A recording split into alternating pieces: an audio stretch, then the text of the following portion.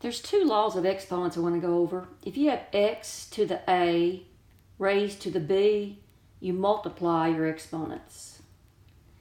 If you had x to the a times x to the b, you're multiplying like bases, you add your exponents. If you quickly look at your answers on this problem, they've all got a base of 1/2 and the exponent is negative. So I do not have to get rid of the negative exponents. But if you look, I can rewrite these in terms of 1/2. This is 1/2 to the -3. And let's just ignore that -2 for now, but let's rewrite that 1/4 as 1/2 squared.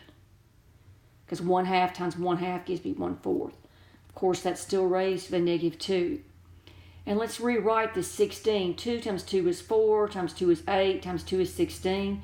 So 1/16 is 1/2 to the 4th. And of course, that's raised to the -1. Now what I want to do is bring down this first 1/2 to the -3.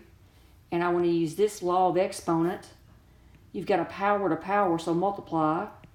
That's 1/2 to the 2 times -2, which is -4. Do the same on this last one. That's 1/2 to the 4 times -1, or -4.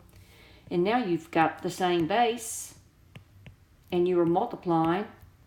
So you add your exponents. -3 plus a -4 is a -7, plus a -4 is a -11. So your answer is B.